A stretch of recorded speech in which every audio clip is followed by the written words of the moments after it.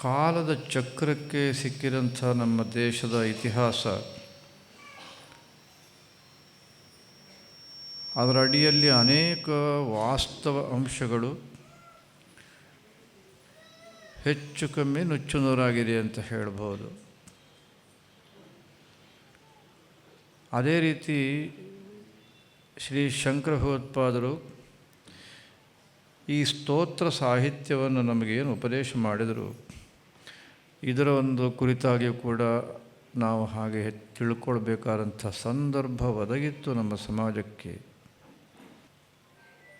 ಆ ಸ್ತೋತ್ರಗಳನ್ನು ಶ್ರೀ ಶಂಕರ ಭಗವತ್ಪಾದರು ಯಾಕಾಗಿ ಅಷ್ಟೊಂದು ದೊಡ್ಡ ಸಂಖ್ಯೆಯಲ್ಲಿ ಬರೆದರು ಅನ್ನೋದಕ್ಕೆ ಅವರವರ ಒಂದು ಬುದ್ಧಿಗೆ ತೋಚಿದಂತೆ ವಿಚಾರಗಳನ್ನು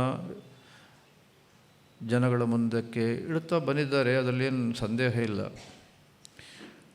ಆದರೆ ಯಾವ ಒಂದು ಕಾರಣಕ್ಕಾಗಿ ಇಷ್ಟೊಂದು ದೊಡ್ಡ ಸಂಖ್ಯೆಯಲ್ಲಿ, ಅದು ಕೂಡ ಅತ್ಯಂತ ಉತ್ಕೃಷ್ಟವಾದಂಥ ಸ್ತೋತ್ರಗಳು ಮಾತ್ರವಲ್ಲ, ಇನ್ನು ಎಷ್ಟೋ ಸ್ತೋತ್ರಗಳು ಇನ್ನೂ ನಮಗೆ ಸಿಕ್ಕಿಲ್ಲ. ಇದನ್ನು ಏನು ಕಾರಣಕ್ಕೆ ಬರೆದಿರಬಹುದು ಭಗವತ್ಪಾದರು?